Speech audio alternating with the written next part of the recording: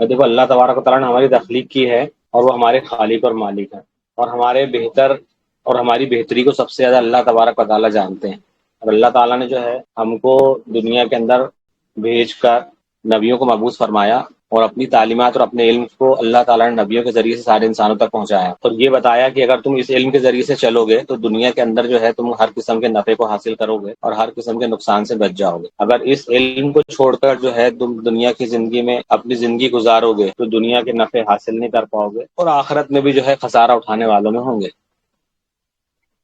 हम दुनिया के अंदर एक देखते एक छोटी सी मिसाल कि हम लोग एक छोटी सी मिक्सर मशीन खरीद के लाते हैं, या कोई मोबाइल खरीदते हैं, या कोई इलेक्ट्रॉनिक डिवाइस खरीदते हैं, या कोई भी सामान खरीदते हैं ना, तो उसको जो बनाने वाला है ना, वो डब्बे के अंदर एक मैनुअल डाल के देता है कि आपको जो है इस मशीनरी को, इस मशीन को जो है ना ऐसे इस्तेमाल करना। अगर आप इसको इसके बनाने वाले के मंशा के मुताबिक अगर इस्तेमाल नहीं करोगे तो फिर जो है आप नुकसान उठाओगे।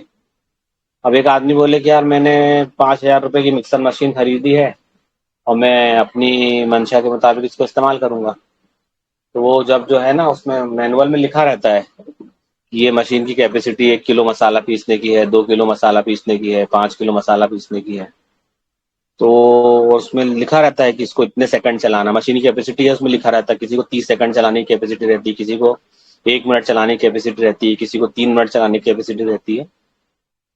वो वेरी करता है वो कौन से मॉडल की मशीन लाई है। तो एक समझदार आदमी जो है बोले मेरा पैसा है भाई, मेरी मशीन है, मैं जैसे चाहूंगा इस्तेमाल उसको इस्तेमाल करूंगा। तो वो जो है ना मिक्सर मशीन जो है ना वो वक्त से पहले खराब हो जाती है, क्योंकि उसने जो है ना उसके बनाने वाले की मर्जियात के मुताबिक उसको इस्तेमाल नहीं किया।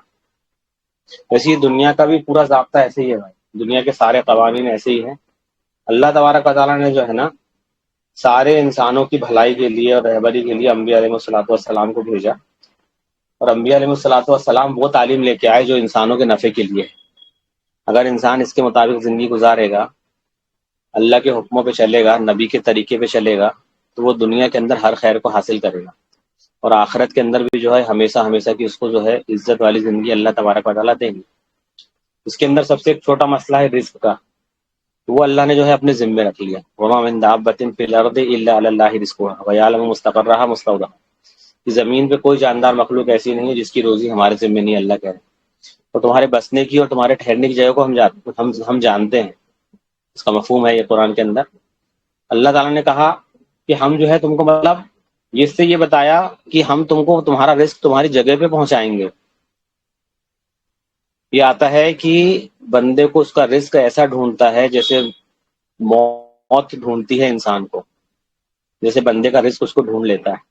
वो अपने रिस्क से भागना भी चाहेगा ना तो उसका रिस्क से वो भाग नहीं पाएगा। फिर अल्लाह ताला ने रिस्क को जोड़ा सबसे ज्यादा तकवे के साथ। अल्लाह तबारक व तआला ने तकवे के साथ रिस्क को जोड़ा। मन यत्तक़िल्लाहु यजअल लहु मखरजा व यरज़ुक़हु मिन हैसु ला यहतसिब। ये तकवा इख्तियार करेगा हम उसके लिए हर चीज में से रास्ता निकाल देंगे, और उसको ऐसी तरह से रिस्क अता करेंगे जहां से उसको गुमान भी नहीं होता। तो हमको जो है ना तकवा लाना पड़ेगा। फिर अल्लाह ताला कह रहे हैं सबर और तकवा, बार बार अल्लाह ने कुरान के अंदर सबर और तकवे को जमा फरमाया।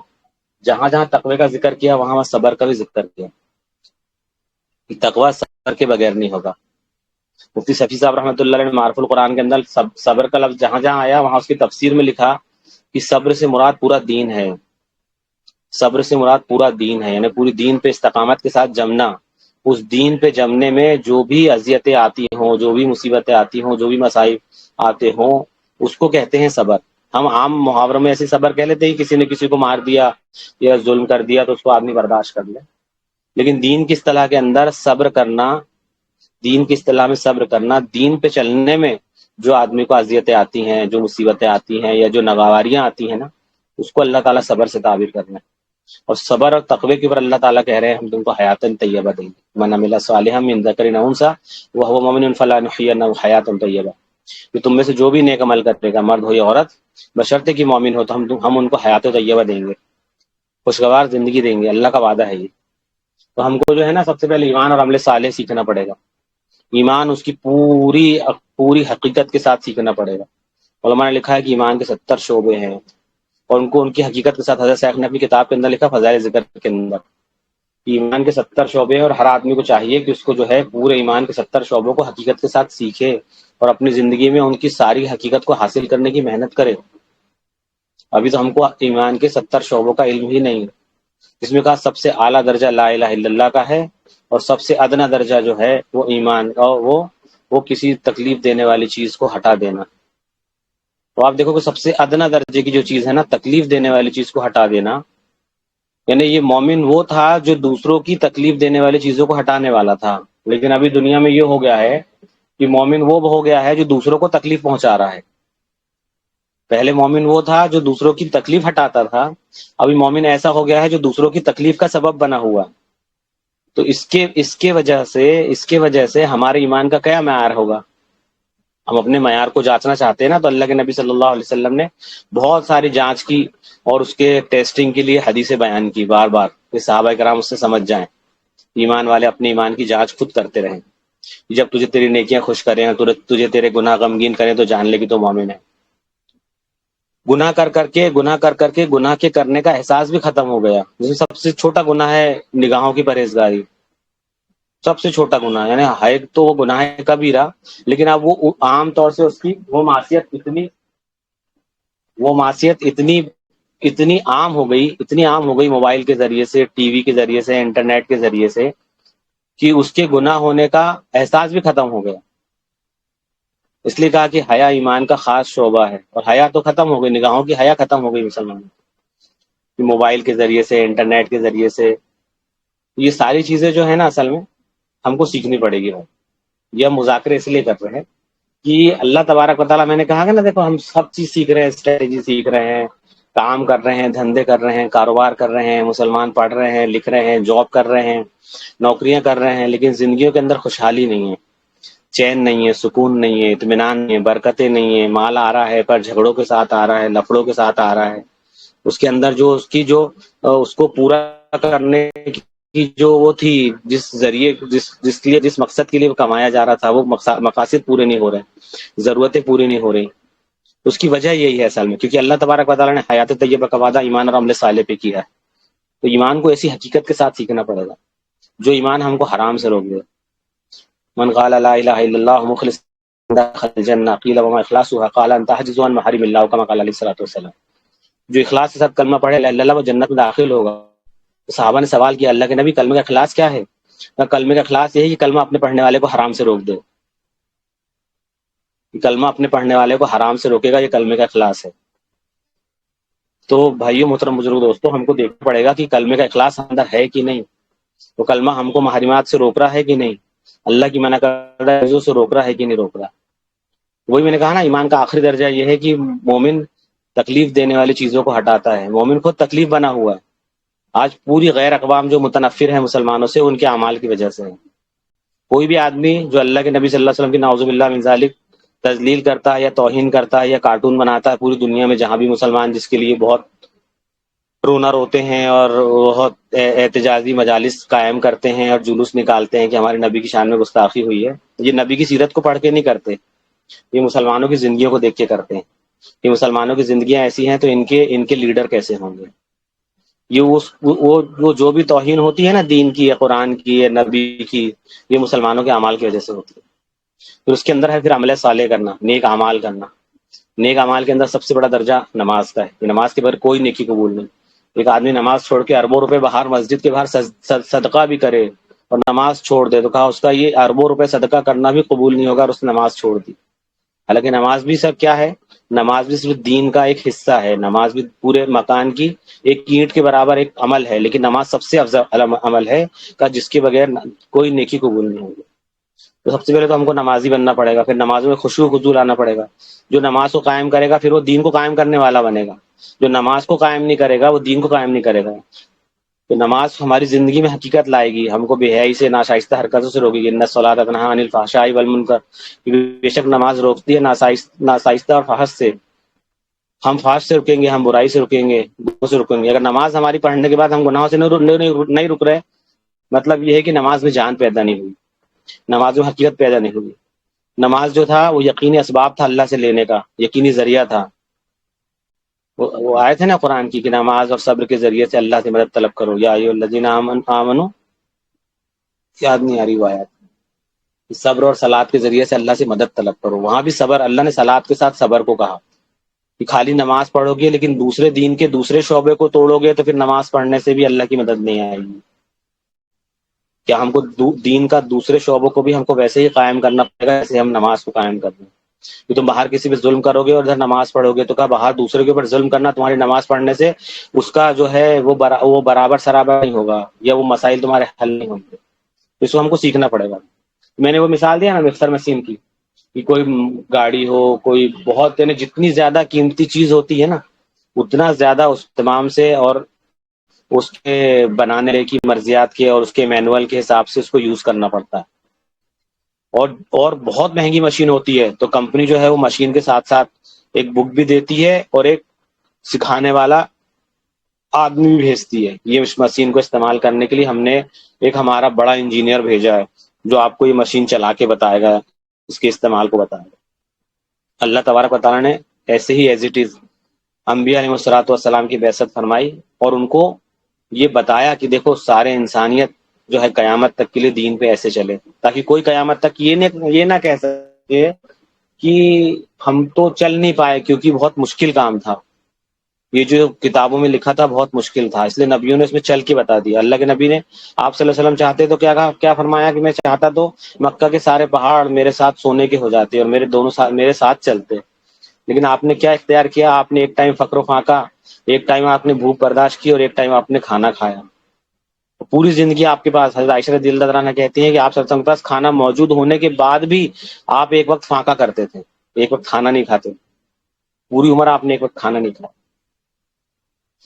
तो मोहतरम बुजुर्गो दोस्तों, हमको जो है ना आप सल्लल्लाहु अलैहि वसल्लम ने पूरी जिंदगी ये करके बता दिया कि देखो दीन पे चलना बहुत आसान था, हमको दीन पे चलना पड़ेगा तो फिर दीन की बरकत हमारे साथ आएंगी।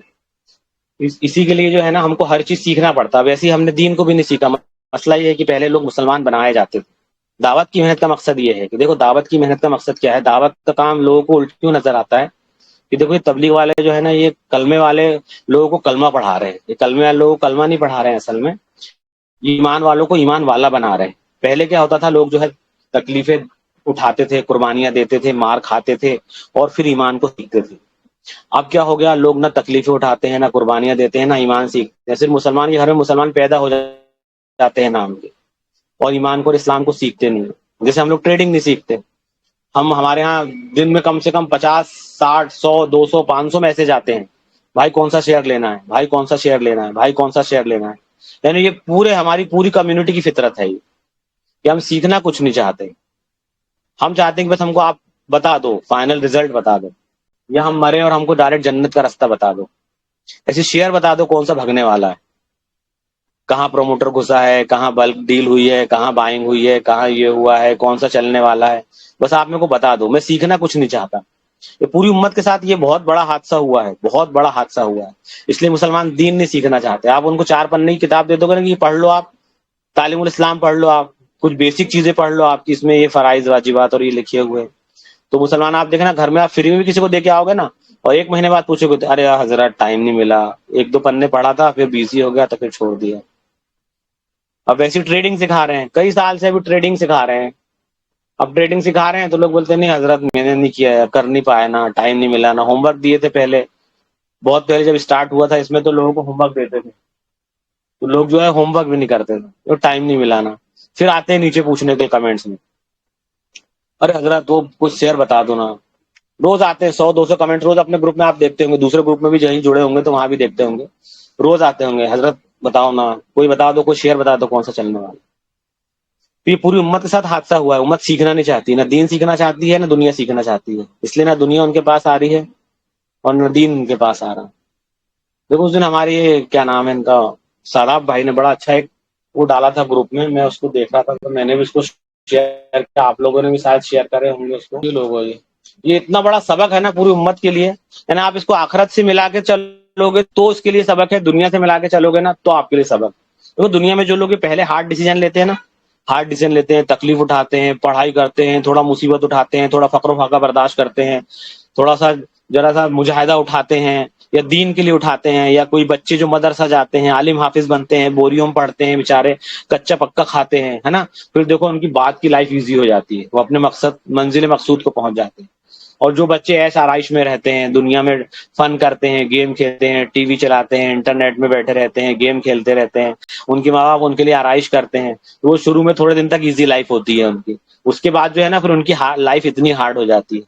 और दुनिया का भी यही मसला है और आखिरत का भी यही मसला है कि दुनिया में जो मौज मस्ती करेगा, ऐसे टाइम पास करेगा, तो वो थोड़े दिन का उसको फन लगेगा, बिल्कुल ऐसा मजा आएगा, एकदम बहुत बढ़िया बात। लेकिन जो है ना, आखिरत की जिंदगी हमेशा हमेशा की हार्ड होने वाली है। तो आप इसको दोनों चीज से रिलेट कर सकते हो। अगर आप इसको, यानी इस विजुअलाइजेशन को अगर आप दुनिया से रिलेट करोगे तो दुनिया में आपको बहुत बड़ी सीख मिलेगी, और आखिरत से रिलेट करोगे तो आखिरत में आपको इसकी बहुत बड़ी सीख मिलेगी। तो हमको ना, भाइयों मोहतरम बुजुर्ग दोस्तों, मेरी गुजारिश है असल में इस बात को समझाने के लिए कि हमको जो है ना, सबसे पहले सीखने वाला बनना है। ऐसा हम लोग जब तक सीखने वाले नहीं बनेंगे ना, दुनिया में हम कामयाब नहीं होंगे। तो इसकी नियत करो इंशाल्लाह, सबसे पहले हमको दीन सीखना है। और हर आदमी कितना भी इंटेलिजेंट हो ना, कितना भी इंटेलिजेंट हो, मैं आपको बता रहा हूँ, वो नियत करे कि रोजाना दीन की कोई ना कोई इल्म की किताब पढ़ेगा। ये रील्स वील देखना, मोबाइल चलाना बंद कर दो भाई, खुदा की कसम, इससे बड़ा जहर ना, इससे बड़ा शैतान पूरी दुनिया में कोई नहीं है। और इससे ज्यादा गुमराही जो है ना पूरी दुनिया में, इसके जरिए से जो गुमराहियां आई है ना, वो पूरी दुनिया में और कोई जराए नहीं बना जितना बड़ा जरिया ये बना। और सबसे बड़ा, अब तो गैर मुस्लिम तक कहने लगे, मतलब बाहर तो फॉरेन कंट्री में बड़ी बड़ी इसके लिए, वो क्या बोलना चाहिए, रिसर्च सेंटर तक बन गए और रिहेबिलिटेशन सेंटर बन गए कि बच्चों को मोबाइल से हम कैसे छुटाएं, कैसे उनकी आदतें गेम से हटाएं, कैसे उनका हम फोकस जमा करें। अब एक बहुत बड़ी रिसर्च हुई कि बड़े बड़े बिजनेसमैनों ने और बड़े बड़ी कंपनीज ने मिलकर जो है ना, ये रील्स जो इजाद की ना, रील्स, ये रील्स इसलिए इजाद की है कि दुनिया के 98% लोगों को ना पंगु बना दो, इनको अपाहिज बना दो, इनके फोकस को खत्म कर दो। अब आप देखोगे, पहले आदमी जाहिल था ना, जाहिल, तो जहालत में 3 घंटे की मूवी देखता था। लेकिन जब से ये रील्स आई है ना, उसको तुम कोई 20 मिनट की वीडियो भेज दोगे ना, तो 20 मिनट की वीडियो देखना उसको पसंद नहीं आएगा। क्योंकि इंसान का फोकस खत्म किया गया है बाकायदा मेहनत करके। ये सारे इंसानों का फोकस खत्म किया जाए ना, वो कहीं पे किसी काम में फोकस ना कर पाए, ना वो दीन में फोकस कर पाए, ना दुनिया में फोकस कर पाए।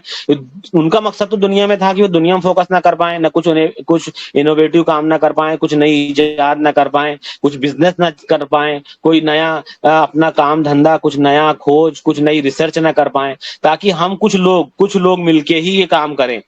पूरा बिजनेस हमारे पास हो, नई रिसर्च हमारे पास हो, नई खोज हमारे पास हो, और ये सब हमारे कंज्यूमर हो, ये सब हमारे क्लाइंट हो, ये सब हमारे ग्राहक हो, और हम जो है इनको सब चीज सेल करें। ये बाकायदा पूरा एक मिशन चलाया गया पूरी दुनिया के अंदर, और हम सब ना आशना है, हम समझते हैं बड़ी अच्छी चीज है।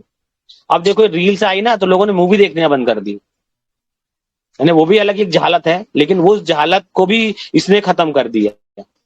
इसलिए मेरी सबसे गुजारिश है भाइयों, रोजाना ना कुछ सीखो, दीन का भी सीखो, दुनिया का भी सीखो, कुछ ना कुछ। यानी अब आप ना सीखने से कभी मत थको। और एक बात बताऊं आपको मैं, अगर आप लंबी जिंदगी चाहते हो, हमेशा खुशहाल रहना चाहते हो ना, तो हर हमेशा अपने आप को जो है ना, हमेशा अपने आप को स्टूडेंट बना के रखो, हमेशा अपने आप को तालिब इल्म बना के रखो।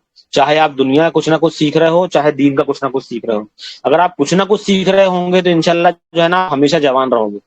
हमेशा आपके अंदर जो है ना एक नई उमंग रहेगी। हर सुबह आपकी जो है ना, आपको एक नए मकसद को लेके आप सुबह उठोगे और एक नए मकसद को लेके आप पहुंचोगे। नियत करो, दुनिया के अंदर बहुत अच्छी अच्छी किताबें मैं आपको बताता हूँ, रिच डैड पुअर डैड। आपकी अगर आपको क्या नाम है, इससे बिलोंगिंग किताबें पढ़ना है, शेयर मार्केट से बिलोंगिंग किताबें पढ़ना है, मार्क डगलस की किताब है ट्रेडिंग इन द जोन, और क्या नाम है अपना, बड़ी अच्छी अच्छी, आप, मेरे को तो किताबों के नाम भी याद नहीं आ रहे हैं, थोड़ा मेरे को फोल्डर वोल्डर खोलना पड़ेगा। कैंडलस्टिक पैटर्न पे बड़ी बड़ी किताबें लिखी गई हैं, ये कॉमन मिस्टेक लिखी गई है, ये क्या बोलते हैं, थिंक एंड ग्रो रिच लिखी गई है, मार्क डगलस की ट्रेडिंग इन द जोन लिखी है, ये स्टिनलेस इन द की लिखी है, तलबी से इबलीस, इसकी बड़ी अच्छी किताब है अपनी उर्दू की, उसका इंग्लिश वर्जन में मिल जाएगा आपको। तो किताबें पढ़ना शुरू करो अगर आप चाहते हो ना दुनिया में जहालत से बचो। दुनिया में अगर आप जहालत से बचो आप चाहते हो ना, तो आप किताबें पढ़ना शुरू करो। पीडीएफ मिले, पीडीएफ मिलो, नहीं मिल रही तो किताबें खरीदो, किताबें खरीद के पढ़ना शुरू करो। और सबसे ज्यादा मेरी गुजारिश ये है कि अगर आप शेयर मार्केट में रहना चाहते हो ना, तो शेयर मार्केट को सीखो। इसलिए अपन अब बात करेंगे, बहुत ज्यादा लंबी बात हो गई, अब आधा घंटे अपन याली बात करेंगे शेयर मार्केट की। जो मकसद था, नहीं तो आप लोग बोर हो जाओगे, भैया शेयर मार्केट नाम पे बुलाते हैं और ये जबरदस्ती दीन पिलाते रहते हैं। अपन शेयर मार्केट की बात कर रहे थे, अपने शेयर मार्केट का जो वो था आज अपना, क्या बोलते हैं इसका टॉपिक, वो था सिस्टम बेस्ड ट्रेडिंग। भाई देखो, मेरा एक ही सिस्टम है और मैं एक ही बात करता हूँ, क्योंकि मेरे को इसके अलावा कुछ नहीं है। मैंने बहुत दिन तक बहुत सारी स्ट्रीम देखी, लगभग अल्लाह के फजल से 2-2.5 साल हो गए मेरे को ट्रेडिंग करते करते। और मैंने बहुत सारे लोगों की स्ट्रीम देखी, बहुत सारे लोगों के यूट्यूब वीडियो देखे, बहुत सारे लोगों को की स्ट्रेटेजीज देखी। मेरे को आखिरी में बात ये समझ में आई है कि किसी भी एक चीज को मास्टरी करने से ही आप दुनिया में सक्सेस हो सकते हो। जैसे आप दुनिया में बच्चा पढ़ता है ना, 12वीं क्लास तक पढ़ता है, फिर उसको एक पर्टिकुलर सब्जेक्ट चूज करना पड़ता है, साइंस आर्ट्स या कोई सब्जेक्ट लेना पड़ता है, फिर उसके ऊपर जो है उसको अपनी ग्रेजुएशन करना पड़ता है, और उसमें फिर मास्टरी करने के बाद कोई एक पर्टिकुलर सब्जेक्ट चूज करना पड़ता है, फिर उसमें जो है उसको या तो एमए करना पड़ता है या एमएससी करना पड़ता है, फिर और उसके ऊपर जाता है तो डॉक्टरेट करता है, तो किसी एक सब्जेक्ट के ऊपर थीसिस लिखता है ना, फिर वो अपनी थीसिस सबमिट करता है, पूरा लिखने के बाद वो डॉक्टरेट करता है। यानी आप देखोगे कि जितना डीप में जाता जाता है ना, तो उसको किसी एक पर्टिकुलर चीज से चिपके रहना पड़ता है। तो मेरी गुजारिश ये है कि आप बहुत सारी स्ट्रेटेजीज, बहुत सारे इंडिकेटर्स, बहुत सारे टीचर्स मत पकड़ो। आप बार बार स्ट्रीम में आओ, आते रहो, सीखते रहो, लेकिन कोई ना कोई एक सिस्टम पकड़ लो। मैं आपको बता दे रहा हूँ, दुनिया के अंदर, ट्रेडिंग के अंदर बहुत ज्यादा लोग सक्सेस नहीं होते। आप जब भी ऐप खोलते होंगे तो आपके ऐप में भी पहले नोटिफिकेशन आ जाता होगा कि 89% लोग इस बिजनेस में लॉस करते हैं, और 11% लोग जो हैं वो सिर्फ इसके अंदर सक्सेस हैं। उस वजह ये है भाइयों, क्योंकि ये सारे 11% जो लोग हैं ना, ये या तो स्पेकुलेशन करते हैं, या सट्टा लगाते हैं, या गैम्बलिंग करते हैं, या लोगों की टिप लेते हैं, या दूसरों से पूछ के शेयर मार्केट के अंदर आए हैं। ये जो 11% लोग हैं ना, इसमें से 7-8% इंस्टीट्यूशन हैं, और 5% इंटेलिजेंट लोग हैं जो सही में इस बिजनेस को सीख के कर रहे हैं। सबसे पहले तो ये है कि शेयर मार्केट को हमको बिजनेस समझना है। अभी तक हम लोग क्या समझते हैं, जहां भी आप किसी से शेयर मार्केट की चर्चा करोगे ना, तो लोग सिर्फ यही समझते हैं कि शेयर मार्केट मतलब ओवरनाइट अमीर होने का फंडा। हर आदमी ये समझता है कि शेयर मार्केट मतलब ओवरनाइट अमीर होना है, बोलता भाई हमको जल्दी से सिखा दो, क्योंकि लोगों की एक मेंटालिटी बनी हुई है कि शेयर मार्केट में आना मतलब अमीर बनना। जिस दिन आप ये वाली मेंटालिटी अपनी खत्म कर दोगे, ये एक बात नोट कर लो, कि जिस दिन आपने ये मेंटालिटी खत्म कर लोगे कि अमीर बनने का रास्ता है, उस दिन आप शेयर मार्केट की पहली सीढ़ी पे चढ़ जाओ। दूसरी सीढ़ी सीढ़ी शेयर मार्केट की ये है कि जिस दिन शेयर मार्केट की जर्नी आपकी बोरिंग हो जाएगी, एकदम बोरिंग, एकदम बोर लगेगा शेयर मार्केट का काम करना, उस दिन आप शेयर मार्केट की दूसरी सीढ़ी पे चढ़ जाओगे। जब तक आपके अंदर एक्साइटमेंट है शेयर मार्केट को लेके, शेयर भाग रहा है, चल रहा है, नीचे आ रहा है, ऊपर जा रहा है, ये भागा, वो गया, ये हो गया, वो हो गया, ये जब तक आप इस जोन में हो ना, ये मान के चल लेना कि जैसे आप बोलते हो ना बचकानी हरकत करना, कोई बच्चा कोई हरकत करता है, बैठे बैठे देख के हंसते रहते हैं, ऐसे बड़े ऑपरेटर्स हमारी यारी हरकत को देख के हंसते हैं। एक्चुअल शेयर मार्केट की जर्नी बहुत ज्यादा बोरिंग है, और जिसकी जर्नी शेयर मार्केट की बोरिंग है, ये मान के चल लेना कि वो शेयर मार्केट की ओरिजिनल सीढ़ी के सही रास्ते पे चढ़ना उसने शुरू कर दिया है। अब बोरिंग बोरिंग क्या है शेयर मार्केट, क्योंकि आपके पास एक सिस्टम है। हम देखो कभी भी जो है ना, हम कभी भी किसी भी जगह पे अपनी अटकल नहीं लगाएंगे, हम कोई स्पेकुलेशन नहीं करेंगे, हम कभी भी लगने पे नहीं जाएंगे कि मुझे लग रहा है। आप अपन जब जब भी पूछते हैं ना कि भाई क्यों लिया आपने, तो बोलते हैं मेरे को लग रहा था ये यहां आया था इसलिए मैं ले लिया, मेरे को लगा था कि ये गिर गया है, अभी अच्छा शेयर है वापस जाएगा।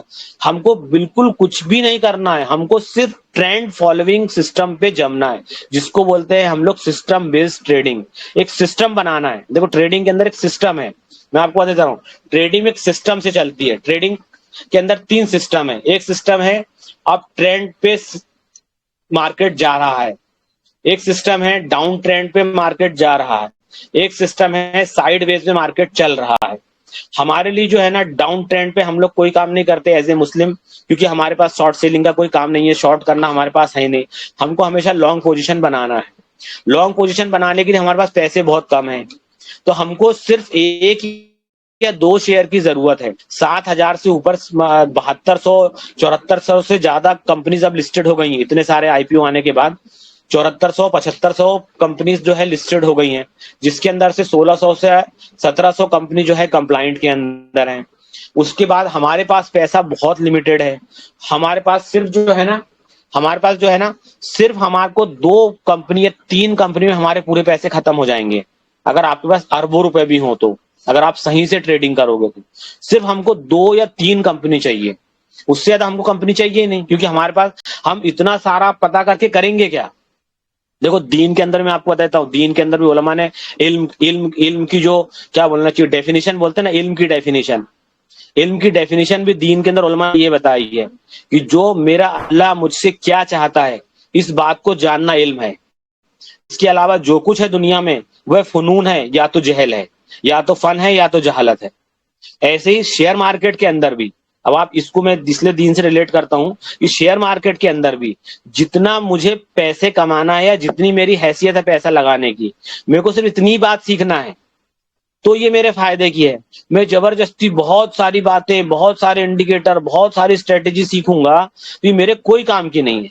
इसलिए मैंने जो है ना 1.5-2.5 साल हो गए अल्हम्दुलिल्लाह, मैंने 5-6 महीने बहुत सारे टीचर्स को सुना, बहुत सारी यूट्यूब वीडियो देखा, बहुत सारी स्ट्रीम्स लिया, बहुत सारी स्ट्रेटेजी पे काम करा। मेरे को एक टीचर मिला जिसकी मेरे को एक बात जम गई, एक बात जम गई, गो डीप नॉट ब्रॉड। बस किसी भी चीज की गहराई में जाओ, उसमें उथलेपन पे मत घूमो, किसी भी चीज की गहराई को पकड़ लो और एक चीज को पकड़ के उसकी मास्टरी कर लो। रेपिटेशन, रेपिटेशन जो है ना हर मास्टरी की होती है। Repetition is the key of all mastery. कि हर चीज, किसी भी चीज की आपको मास्टरी करना है तो उसी चीज को बार बार रेपिटेडली बार बार उसी को फॉलो करो। अभी नहीं हुआ फिर फॉलो करो, अभी नहीं हुआ फिर फॉलो करो। आप देखते हो दुनिया के अंदर जो भी काम आपने दुनिया में आज तक सीखा होगा, आप जहां जिस शोबे में होगे, बार बार इसको रिपीटेडली बार बार दोहराने से आपको मास्टरी आई होगी। बचपन में साइकिल चलाने से लेके कार चलाने तक, एरोप्लेन चलाने से लेके जेट चलाने तक, दुनिया के अंदर पैदल चलने से लेके आसमान में उड़ने तक, जो भी काम दुनिया में जो जिस भी इंसान ने सीखा है उसकी मास्टरी जो है ना उसकी रेपिटेशन से आई है।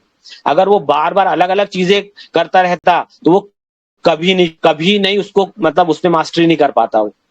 तो आप देखोगे दुनिया के अंदर जो लोग बर्तन बना रहे हैं, मशीन बना रहे हैं, मोटर बना रहे हैं, मिक्सर बना रहे हैं, लोहा बना रहे हैं, कपड़े बना रहे हैं, यानी दवाई बना रहे हैं, जो आदमी जिस फील्ड में और इस फील्ड का मास्टर है, तो आप उससे पूछोगे ना तो वो आपको एक दिन का नहीं बताएगा। जैसे आपने कोई एक बड़ा करतब देखे, एक आदमी ने जो बाइक है हवा में उड़ाया और 4 चक्कर घुमाया और उसके बाद वहां पे उसने फ्लोट किया और फिर जाके वो रोलिंग करके गाड़ी को वहां खड़ी कर दिया। तो ये जो है ना ये उसकी एक दिन की कारगुजारी नहीं है। ये आदमी बचपन से पहले साइकिल चलाते चलाते चलाते इसको सीखा, फिर उसने छोटी बाइक चलाया, फिर छोटे छोटे स्टंट करा, फिर बड़े बड़े स्टंट करा और उसके बाद जाके इतना बड़ा माहिर बना है। और आप क्या समझते हो कि ये जो है इसकी महारत एक दिन की महारत है? दुनिया में कोई भी चीज एक दिन की महारत नहीं होती। कोई भी बड़ा बड़ा स्टंटमैन ले लो या दुनिया में कोई भी आप ले लो, दुनिया में कोई बड़ा खानसामा ले लो, कहीं की आप बिरयानी फेमस होगी हैदराबाद की, मुंबई की, जहां की, आप देखोगे कि वो खानसामा के लोग मिलने जा रहे हैं, भाई आप सेफ हो। वो जो सेफ है ना वो एक दिन का नहीं है, वो 40-50 साल का कोई बुढ़ा अधेड़ मुदर का आदमी होगा और उसने कम से कम 40 साल अपने खपाए होंगे और उसके सारे तजुर्बात की, वो जो एक प्लेट आपके सामने आती है ना 100-150 रुपए की हाफ प्लेट बिरयानी, वो उसके पूरे 40 साल की मेहनत का तजुर्बा है। तो ये इतनी बातें बघाड़ने का मकसद ये था मेरे भाइयों, मोहतरम बुजुर्गों, दोस्तों, कि आप सब जो है ना, मैं जब भी आऊंगा तो मैं आपसे यही बात करूंगा, चाहे अब आप मेरी स्ट्रीम आपको बोरिंग लगे या जो भी लगे, मेरे पास एक ही सिस्टम है कि आप सब कोई ना कोई एक सिस्टम पे बैठ जाएं, कोई भी एक सिस्टम जमा लें और बार बार उसका बैक टेस्ट करें। जैसे मैं आपको बताता हूँ, जैसे मेरी मेरी जो स्ट्रेटेजी है, मैंने पिछले बार भी बताया था आप सबको कि मेरी एक स्ट्रेटेजी है, मैं सिर्फ एक आरएसआई पे काम करता हूँ। मैं कलरफुल चार्ट, कलरफुल इंडिकेटर, यहाँ तक कि वो काले काले चार्ट भी लगाते हैं लोग, आंख दुखती है उसमें, बहुत ज्यादा आंख खराब होती है। व्हाइट कलर का चार्ट और बगैर इंडिकेटर का चार्ट, साफ सुथरा चार्ट, जितनी सिंप्लिसिटी दुनिया के अंदर सबसे कॉम्प्लेक्स थिंग है, सबसे कॉम्प्लेक्स थिंग दुनिया के अंदर सिंप्लिसिटी है। ने चीजों को सिंपल रखना सबसे कॉम्प्लेक्स काम है। ये बड़े बड़े ये दानिशमंदों का तजुर्बा है ये, और उनका कॉल है ये। दुनिया में चीजों को सिंपल रखना सबसे कॉम्प्लेक्स काम है, ये सबसे कॉम्प्लेक्स काम है। तो सबसे पहले आप सिंप्लिसिटी पे आ जाओ। ये सब पूरे कलरफुल चार्ट वार्ट इंडिकेटर फिंडिकेटर सब बंद करो, सिंपल चार्ट लाओ और चार्ट के अंदर जो है ना आप जाके सिंप्लिसिटी सीखो। कोई भी चार्ट पकड़ो, मैंने ये गेल पकड़ लिया, चलो खुला था तो इसी को पकड़ लिया, या कोई और लंबा चार्ट पकड़ो। ये लोड क्यों नहीं हो रहा? मई 2022 तक लोड हो रहा है। देखो आपको बेस्ट, आप कोई भी एक स्ट्रेटेजी पे करने के लिए मैं आपको बताता हूँ, मैं मतलब ये आपको आपको बता रहा हूँ कि आप मतलब सेल्फ डिपेंड हो जाएं इसके लिए, कि कोई भी चीज की बैक टेस्टिंग कैसे करना आपको। जैसे कोई भी एक इंडिकेटर पर मतलब कोई भी एक स्ट्रेटेजी पकड़ लो, मैं नहीं बोल रहा मेरी पकड़ लो, बहुत सारे लोग अपने को हफ्ते 15 दिन से सिखा रहे हैं और अब सालों से अपना एक ग्रुप चल रहा है, बहुत सारे लोगों ने बहुत सारी स्ट्रेटेजी सिखाए हैं, उनकी यूट्यूब में वीडियो भी है, आप उनको पकड़ लो और उससे रिलेटेड, इससे बिलोंगिंग सारी किताबें, सारे यूट्यूब वीडियोस और जहां से जो मवाद जो मटेरियल मिले, लेकिन उसी पे काम करो। बस मेरी राय है कि उसी एक पे काम करो, किसी के कहने पे मत जा। अब सबसे पहले जो है ना सिंप्लिसिटी का मतलब मैं आपको ही बता रहा हूँ, कहीं से भी कोई भी चार्ट पकड़ लो आप, बस ये जहां जहां पे आपको दिख रहा है ना कि शेयर गिर रहा है, बस वहां आप लाइन खींचना शुरू कर दो। ये शेयर यहाँ पे आया था, यहाँ पे एक बार गिरा था, यहाँ ऊपर जा रहा था, यहाँ पे ये ऊपर जा रहा था, यहाँ पे इसको लाइन खींच दो, यहाँ ये ऊपर गया था, यहाँ पे एक लाइन खींच दो। ये ऑल्ट एच दबाते तो लाइन खींच जाती है, मैं आपको भी बता दूं। यहाँ पे एक लाइन खींच दो, तो यहाँ पे देखो, यहाँ पे एक जोन था, इनने रेजिस्टेंस लिया था, यहाँ एक लाइन खींच दो। बस आप ये लाइन खींचते चलो, चीजों को सिंपल करना बता रहा हूँ मैं आपको। बस लाइन खींच दिया आपने। अब आपको देखो यहाँ पे इतने सारे जोन मिल रहे हैं। ये चार्ट अभी चल रहा है 2015 का। 2015 में देखो इसने एक डब्ल्यू टाइप का पैटर्न बनाया था, है ना। सिस्टम बेस्ड ट्रेडिंग का एक बेसिक उसूल है जिसको बोलते हैं अपन प्राइस एक्शन। प्राइस एक्शन के जो है ना 4 बड़े बड़े उसूल है, ये भी मैं आपको बता देता हूँ। वो आप और उसके एडवांस लेवल पे जाओगे तो आप सीख लोगे। पहले हमको प्राइस एक्शन सीखना है, उसके बाद चार्ट कैंडलस्टिक पैटर्न सीखना है, उसके बाद हमको चार्ट पैटर्न सीखना है। बस हमको इतना ही सीखना है, इससे आगे हम बहुत सारे एडवांस कॉन्सेप्ट है, हमको वो कुछ भी नहीं सीखना है। और इसके अलावा इसमें सिर्फ एक इंडिकेटर लगाना है। ये देखिए, ये यहाँ पे इसने एक डब्लू टाइप का ऐसा पैटर्न बनाया, और सबसे पहला डब्लू पैटर्न बनता है तो वो अपने नेकलाइन पे ब्रेकआउट देता है। ये डब्लू पैटर्न जहां भी बनेगा वो अपने नेकलाइन पे यहाँ पे एक ब्रेकआउट देगा। उसने ये नेकलाइन पे, इसको मैं ये जोन बना देता हूँ, ये जोन बन गया। नेकलाइन पे ब्रेकआउट दिया, ऊपर गया। ऊपर जाने के बाद देखो उसने क्या किया, जिस जोन पे ये ऊपर नहीं जा पा रहा था उसी जोन पे उसने सपोर्ट लिया। इसको बोलते हैं CIP, चेंज इन पोलैरिटी बोलते हैं इसको। उसके बाद फिर इसने ऊपर गया यहाँ पे। अब ये इसको एक रेजिस्टेंस पॉइंट मिल गया। क्यों मिला? क्योंकि ये दोबारा यहाँ पे आप इसकी प्रीवियस हिस्ट्री में जाओगे ना, तो यहाँ पे इसका ये रेजिस्टेंस है। तो ये पहले यहाँ रेजिस्टेंस ले रहा था, तो उसने फिर यहाँ पे इसी जोन पे रेजिस्टेंस लिया। फिर गिरा तो दोबारा गिरा, तो कहां तक गिरा वो, जहां पे यहाँ पे देखिए, यहाँ पे एक रेजिस्टेंस पॉइंट था उसका, यहाँ पे ये ऊपर नहीं जा पा रहा था। यानी यहाँ पे एक जोन था जहां पे बार बार सेलिंग आ रही थी, जहां बार बार इसकी सप्लाई आ रही थी। तो इस जोन पे देखो इसने यहाँ पे रेजिस्टेंस लिया, सेम इसी जोन पे आके उसने यहाँ पे रेजिस्टेंस लिया। बस इतना ही समझना है आपको कि शेयर कैसे काम करता है। फिर ये पूरा जोन देखो, ये रेजिस्टेंस नहीं तोड़ पा रहा था, मजबूत रेजिस्टेंस था यहाँ पे, ये नहीं तोड़ पा रहा था। मतलब एक जोन था ये, जहां बार बार ऊपर जा रहा है, इसको सप्लाई मिल जा रही है, नीचे जा रहा, इसको ताकत से तोड़ा, उसी पे सपोर्ट लिया। जब भी जिस रेजिस्टेंस को तोड़ के ऊपर जाएगा दोबारा वहां सपोर्ट लेगा, इसको बोलते हैं CIP, चेंज इन पोलैरिटी करना। और ये यहाँ से एक मजबूत ट्रेंड मिलता है आपको। फिर देखो, फिर इसी जोन में ये डारवास बॉक्स बोलते हैं इसको। साइडवेज में जाना मतलब डारवास बॉक्स में चला गया। इसने अपने बॉक्स को यहाँ तोड़ा, फिर एक नए जोन में चला गया। ये नए जोन में गया, उसने यहाँ देखो ये कार्रवाई करा। अब जहां पे यहाँ पे रेजिस्टेंस क्यों ले रहा है, क्योंकि प्रीवियस हिस्ट्री में देखो यहाँ पे रेजिस्टेंस ले रहा था, प्रीवियस हिस्ट्री में यहाँ रेजिस्टेंस ले रहा था, इसलिए वो यहाँ भी रेजिस्टेंस ले रहा है। फिर यहाँ गया, यहाँ गया। ये जहां जहां आप जाओगे, जो जो लाइन आप जहां जहां आपको लाइनें मिल रही है ना, बस आप लाइन खींचते चले जाओ। ये जहां जहां आपको ये रेजिस्टेंस सपोर्ट जोन मिल रहे हैं, आप लाइन खींचते जाओ, आपको पता चल जाएगा कि शेयर ऐसे चलता है। अब शेयर का एक तो ये हो गया सपोर्ट रेजिस्टेंस जोन, फिर आपको यहाँ पे ट्रेंड लाइन खींचना सीखना। जब शेयर गिर रहा है तो देखो ये एक जोन में ऐसा गिर रहा है, ये जा रहा है, ये ट्रेंड लाइन को तोड़ नहीं पा रहा, नहीं तोड़ पा रहा, नहीं तोड़ पा रहा। एक बार ब्रेकआउट किया, फेक ब्रेकआउट किया, और फिर उसके बाद फिर नीचे आ गया। फिर दोबारा गया तो फिर ये थोड़े दिन के लिए साइडवेज में चला गया। ये साइडवेज में गया, फिर इसने इसको तोड़ा, तो फिर ये एक जोन में चला, फिर ये ट्रेंड लाइन में चला। ये एक बार गया, 2 बार गया, 3 बार गया, फिर गिर गया। ये बस आपको ये ट्रेंड लाइन खींचना, सपोर्ट रेजिस्टेंस खींचना सीखना। सिंपल स्ट्रेटेजी है, इसमें कोई स्ट्रेटेजी आपको नहीं, फर्क कुछ भी नहीं करना। अब आप इसलिए अब क्या करो, आप ये यहाँ पे आप इसके पूरे सब डिलीट मार दो, और इसको जाके आप रिफ्रेश रीटेस्ट कर दो। अब जब आप पुराने उधर से लाइन खींचते हुए आएंगे ना, तो आपको पता चल जाएगा कि देखो ये गेल ने कैसे काम किया था। अब आपको खुद ही जो है ना, यहाँ पे देखो, ये जैसे आप यानी उधर करते करते काम करते करते आपकी आंखें इतनी मजबूत हो जाएंगी, ये सब देखने की इतनी आदी हो जाएंगी कि आपको एक खट से करके दिख जाएगा कि देखो ये जोन है, ये आला जोन है। ये शेयर यहाँ से कोशिश कर रहा था, ये अपनी ट्रेंड लाइन बना रहा था। देखो ये ट्रेंड लाइन बना रहा था, ये ट्रेंड लाइन पे चला, एक बार गया, 2 बार गया, 2 बार गया, हिट नहीं किया। या तो यहाँ पे एक ट्रेंड चैनल भी बन सकती है, ये ट्रेंड चैनल ऐसी बना लो आप। ये यहाँ पे ये चैनल के अंदर एक काम कर रहा था, ये चैनल के नीचे एक बार सपोर्ट लिया और ऊपर चला गया। ऊपर चला गया तो यहाँ पे एक जोन था जिसको इसने तोड़ नहीं पाया, तो ऊपर जाने के बाद उसी जोन पे सपोर्ट लिया।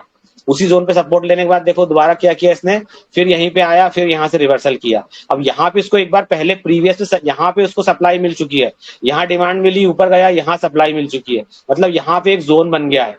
अब ये चलेगा कब, जब अपने ये प्रीवियस सप्लाई जोन को तोड़ेगा, फिर एक नई हिस्ट्री चालू करेगा, ये जैसे पहले कर चुका है। अपन क्या सोचते हैं कि अभी ये भग गया और कितना भगेगा, तो जब ये जो लोग यहाँ इसको ट्रेड कर रहे हैं वो सोचते हैं कितना भगेगा, लेकिन यहाँ तक भग गया। और जो लोग यहाँ इसको नीचे ट्रेड करते होंगे कई साल पहले, इधर कहीं नीचे ट्रेड करते हुए तो वो सोचते हैं और कितना भगेगा। ये हमेशा अपन जो 2-4 बड़ी कैंडल को देख के क्या सोचते हैं अपन, कितना भगेगा, लेकिन आपको अंदाजा नहीं कोई शेयर कितना भगेगा। ऐसे जब गिरेगा तो मैं सोचते कितना गिरेगा, पर आपको अंदाजा नहीं कितना गिरेगा। गिरने वाले शेयर में से आप अभी उसके बारे में भी चर्चा कर लेंगे अपन। तो ये जो है ना, अब इसका एक जोन बन गया। देखो, अगर जोन बनाने के आपको मैं बेहतरीन तरीका बताता हूँ आपको मैं। सबसे पहले आप एक रैंडमली एक डब्बा बना दो, मतलब इसको रेक्टेंगल बोलते हैं अपन। यहाँ पे एक डब्बा ऐसे रैंडमली बना लो जहां ऊपर की विक टच हो रही है। देखो ये ऊपर की विक जहां टच हो रही है ना, ये ऊपर की विक जहां टच हो रही है, यहाँ पे एक रैंडमली डब्बा बना लो। फिर इसको जो है लाइन चार्ट पे लगा लो आप। तो लाइन चार्ट जहां पे खत्म हो रहा है, यहाँ पे इसका ये जोन बनेगा। देखो ये लाइन चार्ट का एंड पॉइंट, यानी लाइन चार्ट जहां से स्टार्ट हो रहा है और फिर कैंडल लगाने के बाद कैंडल का विक जहां खत्म हो रहा है, ये एग्जैक्ट जोन ऐसा मिलता है आपको। यानी ये एग्जैक्ट जोन मिल गया आपको कि इस जोन को जब तक ये तोड़ेगा नहीं शेयर, तब तक जो है ना ये यहीं परेशान करेगा। या तो यहीं डारवास बॉक्स में चलेगा, या तो ये यहीं पे साइडवेज में चलता रहेगा, यहीं पे। यानी ये बगैर इंडिकेटर की स्ट्रेटेजी बता रहा हूं आपको मैं। कोई इंडिकेटर नहीं, इसमें कुछ भी नहीं करना आपको, बस इतना सीखना है आपको। बस रैंडमली आप सुबह शाम 10-20 चार्ट ऐसे खोलो और 10-20 चार्ट में आप यहाँ पे ये जो है ना काला पीला करते रहो। इंशाल्लाह आपको बहुत कुछ सीखने को मिल जाएगा। फिर आपको किसी से पूछने की जरूरत नहीं है कि भाई ये कब भगने वाला है, कब चलने वाला है। ये आपको नीचे के वॉल्यूम्स और ये चार्ट के जो पैटर्न्स हैं, ये पैटर्न आपको खुद बता देंगे। फिर आपको थोड़ा थोड़ा सा आपको पीडीएफ बुक कहीं से डाउनलोड करने। यूट्यूब में आप ऐसे भी, यूट्यूब बोल रहा हूँ, गूगल में आप ऐसे भी पीडीएफ लिख दोगे ना कि कैंडलस्टिक पैटर्न पीडीएफ, तो ढेर पीडीएफ आपको फ्री मिल जाएगी। चार्ट पैटर्न पीडीएफ, तो बस पीडीएफ लिखोगे आपको ढेर पीडीएफ मिल जाएगी। उसको निकाल के आप पूरा पीडीएफ पढ़ डालो, कितने किस्म के चार्ट में पैटर्न्स बनते हैं, वो पैटर्न कब कब बनते हैं, कब कब ब्रेकआउट करते हैं, उसके ब्रेकआउट होने से क्या होता है। यानी आपको एक मोटा मोटा मवाद पूरा मिल जाएगा, जिससे जो है ना आपको पूरी मास्टरी हो जाएगी। ठीक है भाई। अब उसके बाद देखो, अब ये जो है ना इसका चलना, मेरी स्ट्रेटेजी में आपको बता देता हूँ फिर से के लिए, क्योंकि मैं आपको मेरी स्ट्रेटेजी को बैक टेस्ट करके भी दिखाऊंगा। क्योंकि मैंने स्ट्रेटेजी क्यों पकड़ा, क्योंकि मैंने इसको बैक टेस्टिंग किया और अल्हम्दुलिल्लाह बहुत अच्छे प्रॉफिट में हूं। तो मेरे को अपन जब भी कोई स्ट्रेटेजी, मैं आपको ये बोल रहा हूँ कि आप सारी स्ट्रेटेजी देखो। यूट्यूब में अपना जो चैनल है इस्लामिक तिजारत का, उसमें बहुत सारी स्ट्रेटेजी पुरानी बहुत वीडियोस हैं। आपको जो अच्छा लगता है, मैंने जरूरी नहीं कि आपको यही अच्छा लगे, हो सकता है आपको कोई दूसरी चीज अच्छी लगती हो, किसी और के समझाने का तरीका बहुत अच्छा लगता हो, या वो आपको एकदम पहली नजर में भाग गया हो, है ना, तो वो आप उसको पकड़ लो। लेकिन ये है कि इसको बैक टेस्ट करो कि ये स्ट्रेटेजी तो ठीक है, लेकिन इस स्ट्रेटेजी ने अपने प्रीवियस हिस्ट्री में, चार्ट के अंदर प्रीवियस में इसने कितना काम करी है, यानी कितने बार ये स्ट्रेटेजी पास हुई है और कितने बार ये फेल हुई है। जब आप बैक टेस्टिंग करोगे ना, तो आपको वो स्ट्रेटेजी जो है ना पता चल जाएगी कि रियल में हमको इस स्ट्रेटेजी पे काम करना है या नहीं करना है।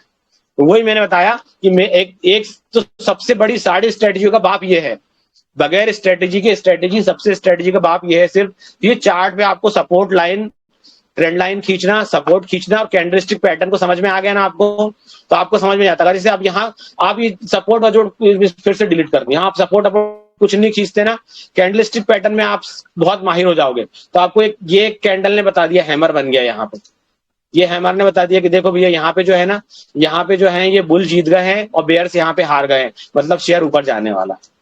बस सिंपल फंडा। ये यहाँ पे एक हैमर बनाना, ये हैमर का फॉर्मेशन कैसा होता है, ये हैमर का फॉर्मेशन की सिंपल सी छोटी सी गणित है कि मार्केट यहाँ ऊपर ओपन होता है, इसको डिलीट, तो मार्केट यहाँ ऊपर ओपन होता है, उसको जो है बेयर्स लोग नीचे ले जाते हैं, उसको नीचे सेलिंग लाते हैं।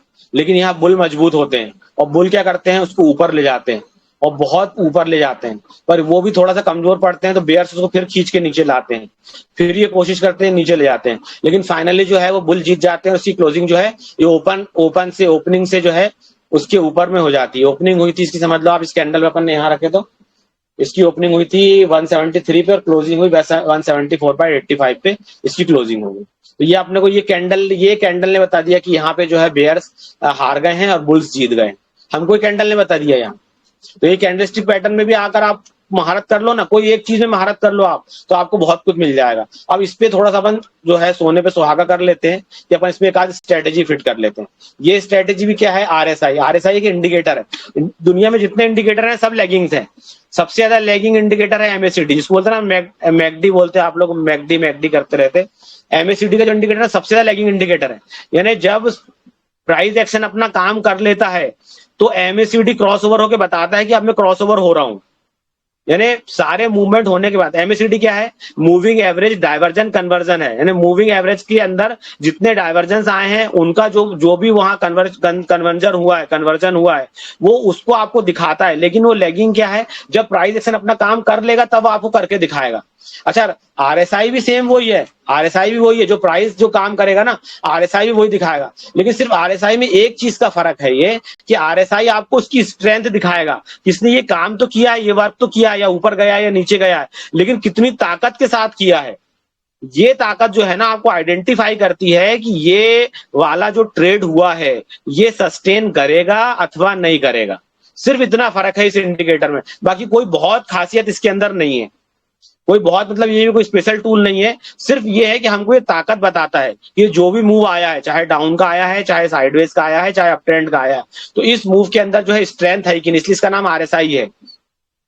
आरएसआई उसका नाम इसलिए है कि उसकी स्ट्रेंथ बताने, स्ट्रेंथ का इंडेक्स है, ये स्ट्रेंथ बताने का, उसकी ताकत बताने का इंडेक्स है। तो इसमें सिंपल फंडा है ये। मैं इसलिए बार बार मैं जितने बार आऊंगा मैं एक ही बात बताऊंगा आपको भाई, क्योंकि मेरे पास इससे ज्यादा कुछ है नहीं, और इसी से मैं अल्हम्दुलिल्लाह बहुत पैसे कमा रहा हूं। तो मैं इसलिए किसी को ना देखता हूं ना किसी को सुनता हूं। सिंपल फंडा है इसका कि जब आरएसआई 60 के ऊपर होगा तो शेयर बुलिश होगा। आरएसआई 40 और 60 के, यानी कन्वेंशनल वे में आरएसआई जब आप लगाओगे इसकी वैल्यूज जो है वो 70 और 30 पे बाय डिफॉल्ट लगी होंगी।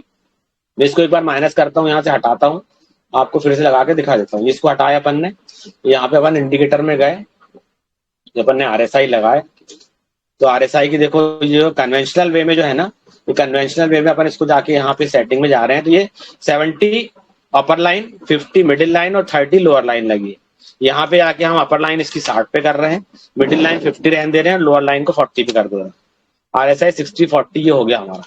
इसको हम डबल क्लिक किए, फुल स्क्रीन हो गया हमारा। सिंपल मानना ये है कि जब भी आरएसआई 40 के नीचे होगा तो डाउन ट्रेंड में होगा, 40-60 के बीच में होगा तो साइडवेज में होगा, और जब भी शेयर 60 के ऊपर जाएगा, 60 के ऊपर जाएगा तो ये अप ट्रेंड में होगा। और हमेशा हमको अप ट्रेंड वाले शेयर ही ढूंढना है। देखो उसके लिए मैंने बड़ी मेहनत करके कि चार्टिंग में एक वो बनाया है, आप भी ऐसा बना लेना, है ना। ये मांगना मत, इसका स्क्रीनशॉट ले लेना कि ये बना लेना आप। ये देखो, ये आरएसआई लगाया अपन ने डेली में, आरएसआई लगाया हमने ग्रेटर देन नंबर 58 लगाए। फिर हमने डेली आरएसआई लगाया इसमें लेस देन 65, यानी हमको डेली का आरएसआई हमको 58 से 65 चाहिए। वीकली का आरएसआई लगाया हमने 60 से अबव होना, क्योंकि जो भी शेयर अप ट्रेंड में होगा, अप ट्रेंड में होने का मतलब यह है कि वीकली और मंथली आरएसआई उसका 60 के ऊपर होगा।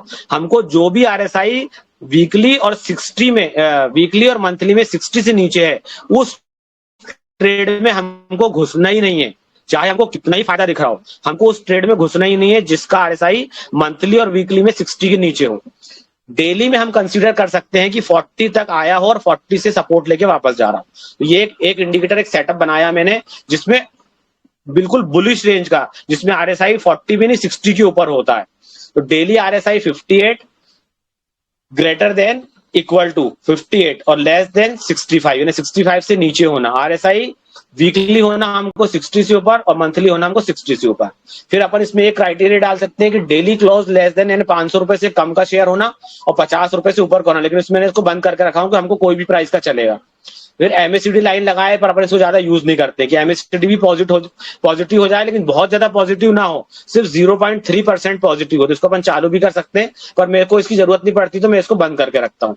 फिर एक एडीएक्स करके एक इंडिकेटर आता है, पर ये इंडिकेटर मैं इसको भी यूज नहीं करता, क्योंकि पहले मैं करता था, बाद में सीखते सीखते अपने को समझ में आया कि ये सब इंडिकेटर सब बेकार है, इसलिए मैंने इसको भी बंद करना शुरू कर दिया। ये जरूरी चीज है कि हमको वॉल्यूम जो है ना, जिस शेयर के अंदर वॉल्यूम ज्यादा आना चाहिए। वॉल्यूम का मतलब क्या होता है, वॉल्यूम कहां से ज्यादा आते हैं, जिस कंपनी का मार्केट कैपिटलाइजेशन ज्यादा होगा, नंबर ऑफ शेयर्स उसके ज्यादा होंगे, नंबर ऑफ शेयर्स ज्यादा होंगे तो ज्यादा उसमें ट्रेड होगा, जब ज्यादा ट्रेड होगा तो वॉल्यूम ज्यादा आएंगे, मतलब वॉलिटिलिटी ज्यादा होगी। तो ये जो है ना वॉलिटिलिटी का इंडिकेटर जो है ना, ये वॉलिटिलिटी हमको बताएगा। तो हमको वॉल्यूम होना कम से कम 75K, यानी 75,000 से ज्यादा रोज वॉल्यूम इसका आना चाहिए।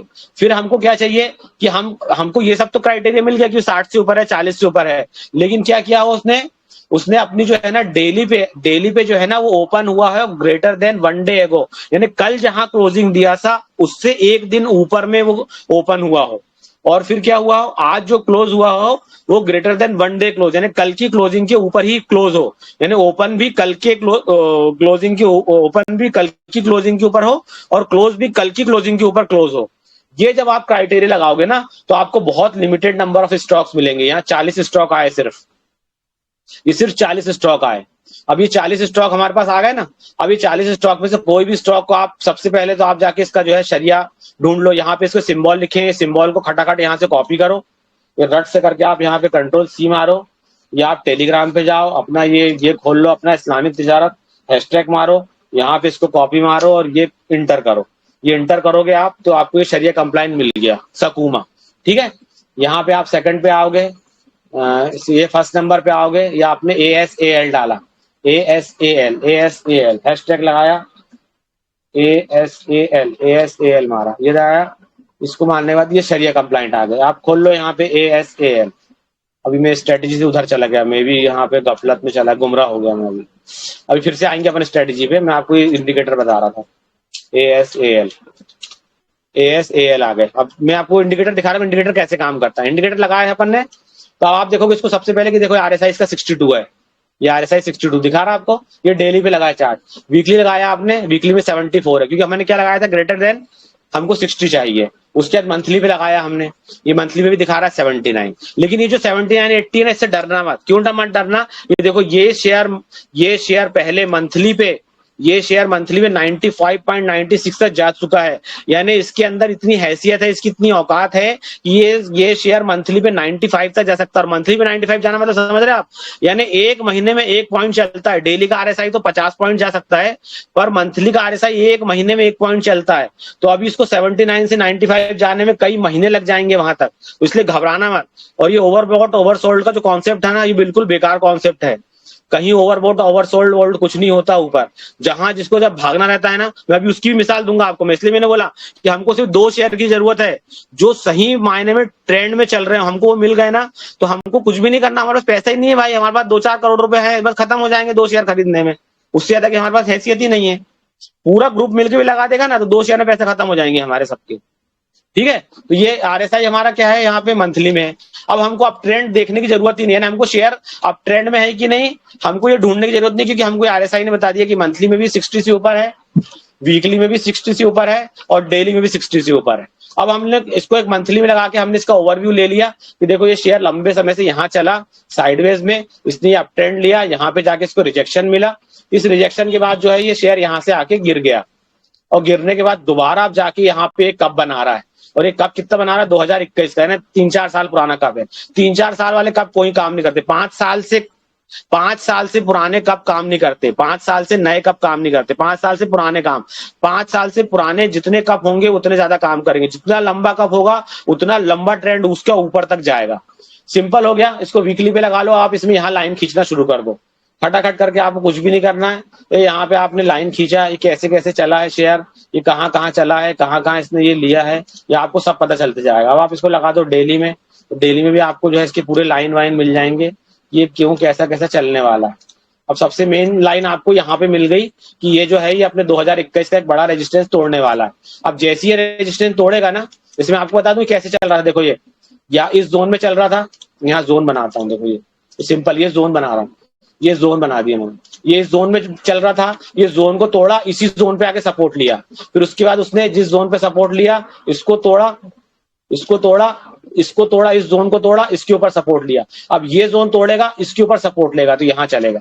बस ये ने इसने अपनी चाल बता दिया। अब वो यहाँ पे एक जोन बनाएगा, ये एक जोन बनाएगा, फिर इसको तोड़ेगा, फिर यहाँ एक जोन बनाएगा, इसको तोड़ेगा, अपना जोन बनाएगा। बस सिंपल पता चल गया आपको। अब आपको किसी की मोहताजी की जरूरत नहीं, आप इसको ट्रैक करो। लेस इज मोर, एक फार्मूला और याद रखो, लेस इज मोर। 10 या 20 शेयर अच्छे अप ट्रेंड में चलने वाले, एक बार एक शेयर अच्छा ट्रेंड अप ट्रेंड में आता है ना तो 1.5 साल अप ट्रेंड में चलता है। 10-15 शेयर की लिस्ट बना लो, उसी को आगे पीछे घुमाते रहो, उसी में को ढूंढते रहो, उसी में आपको पूरी चाल मिलती जाएगी। ठीक है। सेकंड नंबर अपने देखे थे अपन ने सकूमा, क्या था वो, सकूमा एक्सपोर्ट लिमिटेड। ये सकूमा 30 रुपए का शेयर है, छोटा सा, लेकिन अब देखना पड़ेगा इसका मार्केट कैपिटलाइजेशन अच्छा है कि नहीं है। अगर इसका मार्केट कैपिटलाइजेशन अच्छा नहीं होगा तो फिर इसको मत लो।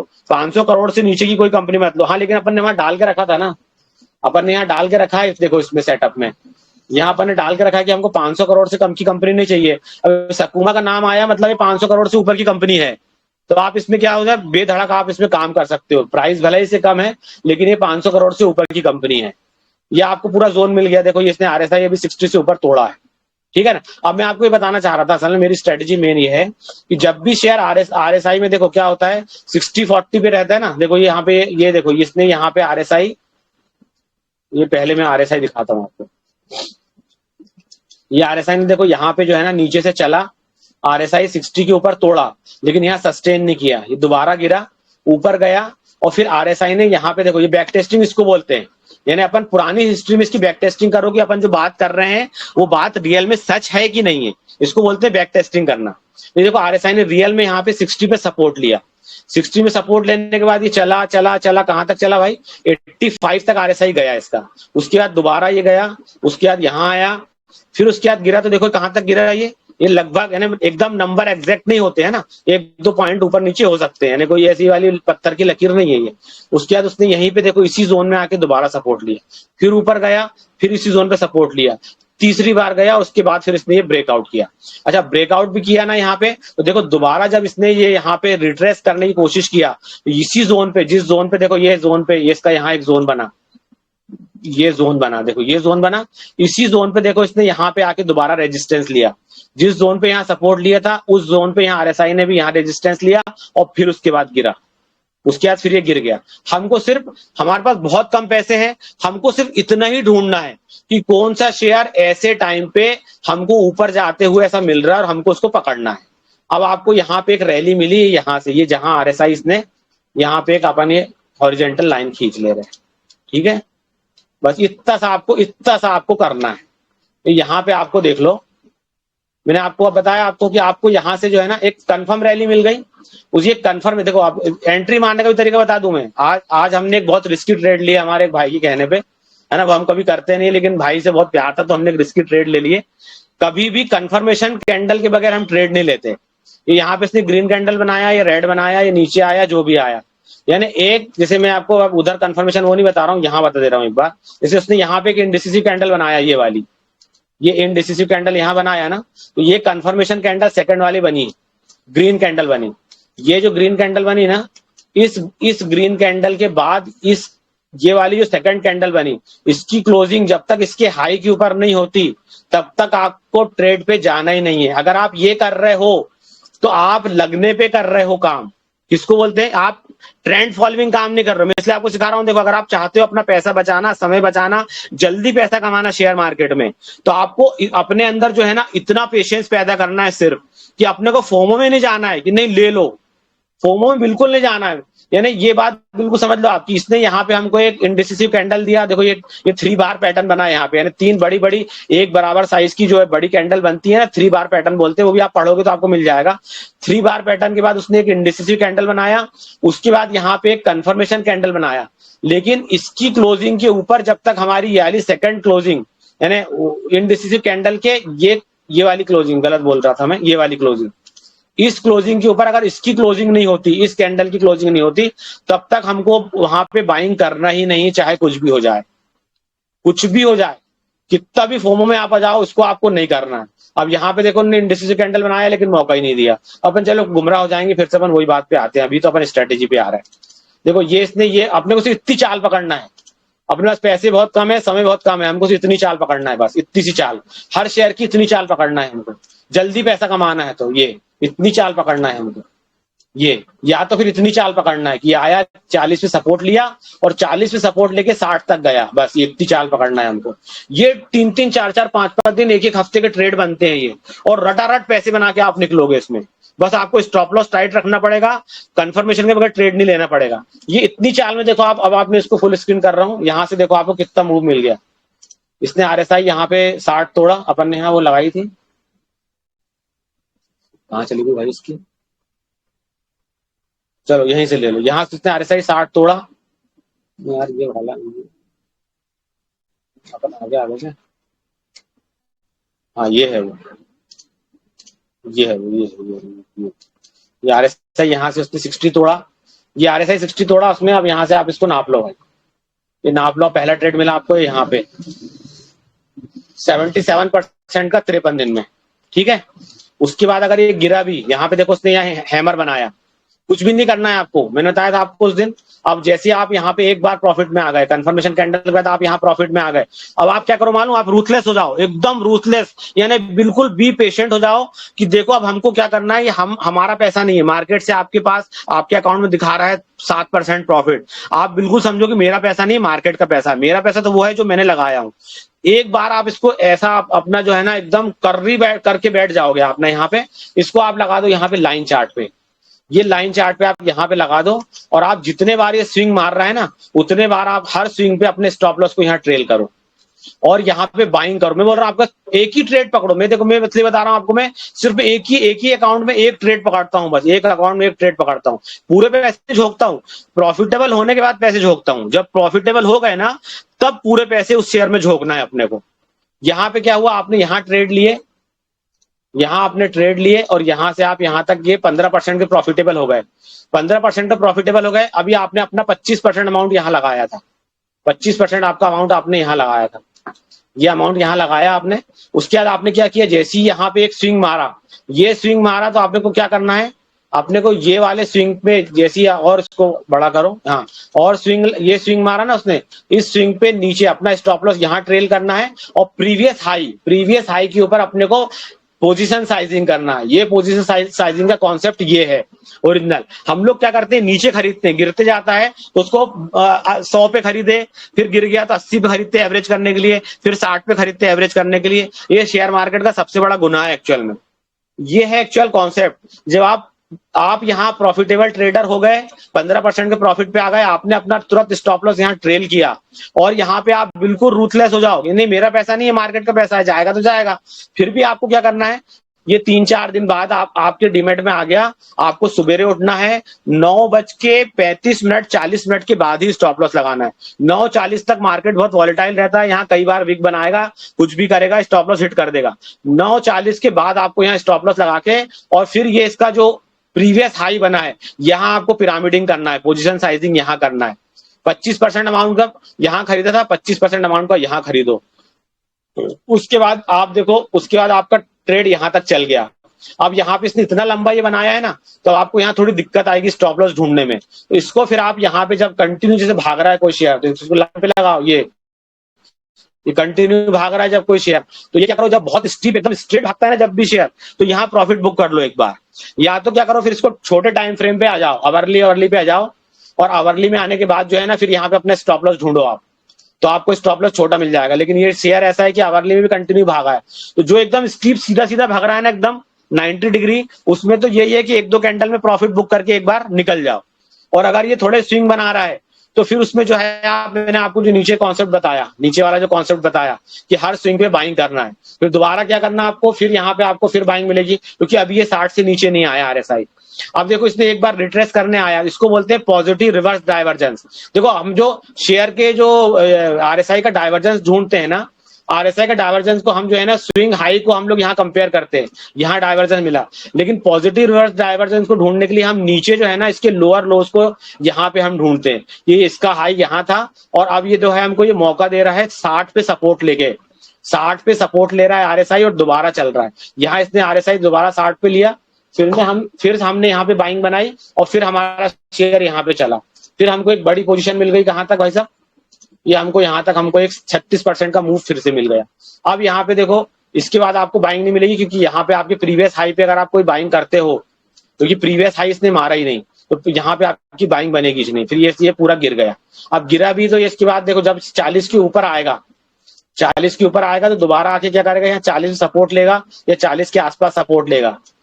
इसको मैं फिर से डबल करता हूँ, यहाँ पे आ गया तो ये इसमें स्ट्रेंथ ज्यादा थी तो ऊपर चला गया है, इसलिए 40 पे सपोर्ट लिया। लेकिन प्रीवियस में देखोगे आप, तो प्रीवियस कहीं ना कहीं ऐसे आके जैसे 40 पे सपोर्ट लिया, देखो आप, ये यहाँ पे 40 के आसपास सपोर्ट लिया, ये नीचे से ऊपर आया, 40 पे सपोर्ट लिया, फिर चला। तो ये भी एक ट्रेड है। देखो, जब नीचे से कोई भी शेयर ऊपर गया, उसने रेंज शिफ्ट किया, 40 पे सपोर्ट लिया, ऊपर चला, तो ये 60 तक का आपको यहाँ पे एक मूव मिल जाएगा। आपको, आप देखोगे यहाँ पे, ढूंढो इसको, लाओ खींचो,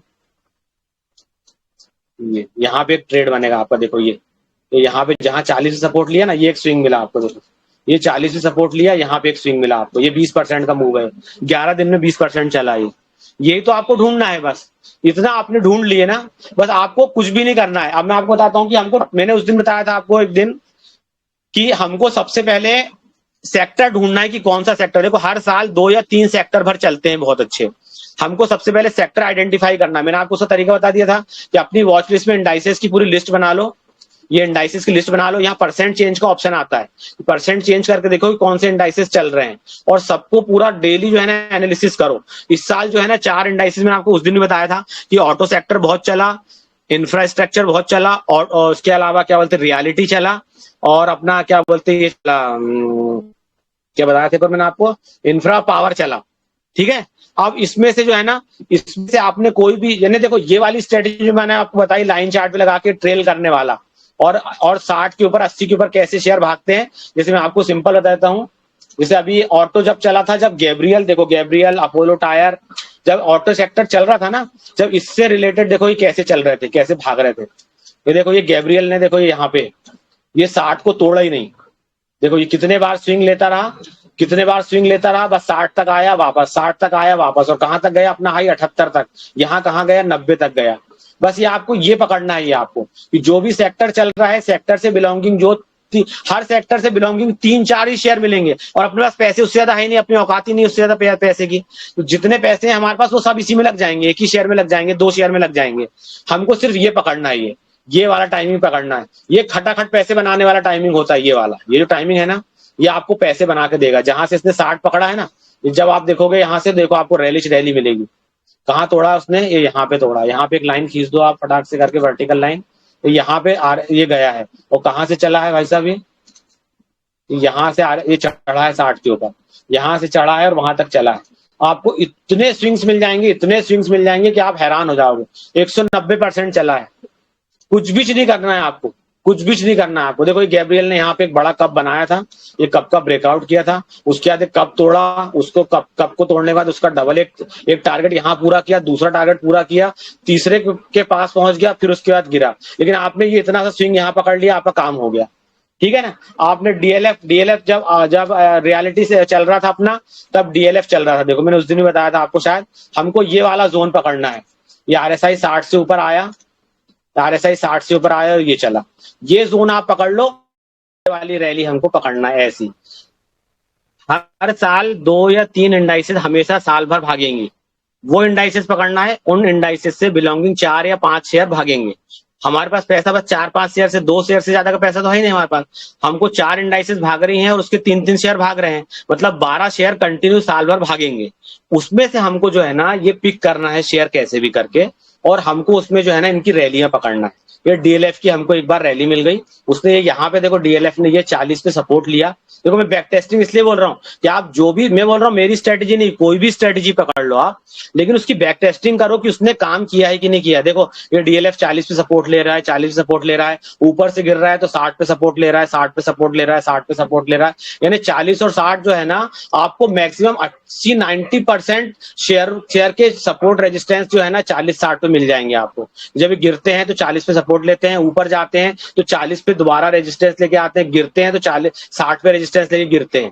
तो अपने को ये डीएलएफ जब चल रहा था ना, तो डीएलएफ की ये रैली, जब ये 60 इसका यहाँ चल रहा था, तो यहाँ उसने देखो 40 पे सपोर्ट लेके यहाँ पे, यहाँ से ले लो आप इसको, ये यहाँ पे 40 पे सपोर्ट लिया था, ये यहाँ पे मैंने ये एक लाइन पहले से खींच के रखी है, ये यहाँ पे देखो उसने उस दिन अपन ने यही बात किए थे, यहाँ पे उसने देखो ये डारवास बॉक्स में था, ये बॉक्स से निकला, यहाँ पे उसने एक बार अपना ये जो ये दिया, अपना इंडिकेटर दिया, हमने यहाँ पे इनगल्फिंग बनाया, इनगल्फिंग बनाने के बाद हमने इसका पूरा कंफर्मेशन कैंडल के ऊपर यहाँ बनाया, दोबारा उसने यहाँ पे अपना एक बार स्टॉप लॉस हिट कर दिया, दोबारा कंफर्मेशन कैंडल दिया उसने हमको। ये वाला जो रिवर्सल कैंडल, इसको रिवर्सल बोलते हैं, तो ये कंफर्मेशन कैंडल है, ये वाला जो है ना ये कंफर्मेशन कैंडल है, ये वाला।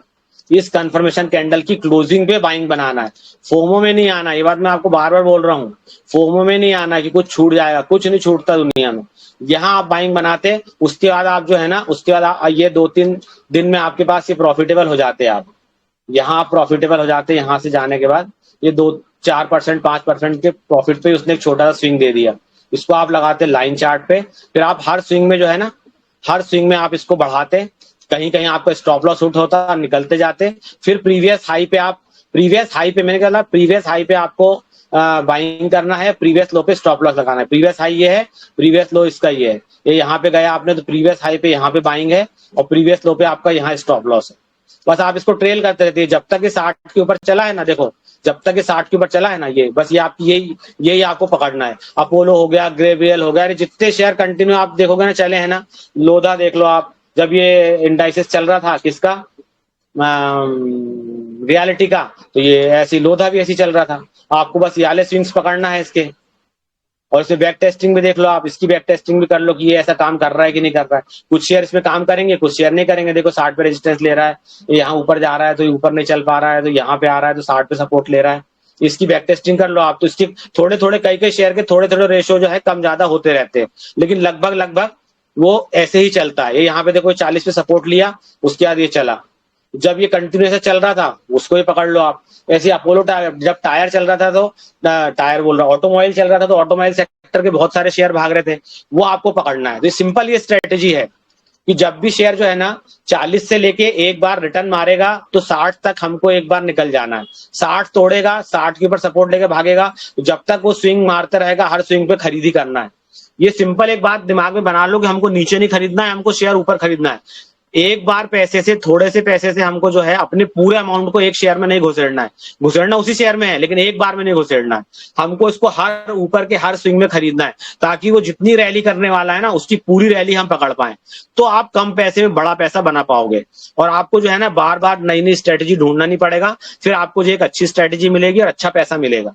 उसके लिए मैंने आपको सिंपल उस दिन बताया था, टॉप डाउन अप्रोच। आपको जो है डाउ जोन्स क्या कर रहा है, नेस्डेक क्या कर रहा है, आपको निक्की क्या कर रहा है, हैंगसेंग क्या कर रहा है, एशियन मार्केट क्या कर रहे हैं, फिर हमारा निफ्टी क्या कर रहा है, सारे इंडाइसेस क्या कर रहे हैं, उस इंडाइसेस में कौन सी इंडाइसेस बुलिश ट्रेंड में है, उसमें भी 60-40 देखो आप। फिर उसमें से जो एक इंडाइसेस 1.5 साल 2 साल कंटिन्यू बुलिश रहती है, उससे बिलोंगिंग जो शेयर कंटिन्यू उसके साथ रिलेट होकर चल रहे हैं, वो वाले शेयर पकड़ना है। उन शेयर में से 4-5 शेयर को चूज करना है, अपनी छोटी सी वॉचलिस्ट बनाना है और उसी में से अल्टी पल्टी करते रहना है। रोज आना आके भाई को नया शेयर बताओ, कब ले लूं कब बेच दूं, आपको ये करते रहोगे तो आप पैसा कमा ही नहीं पाओगे।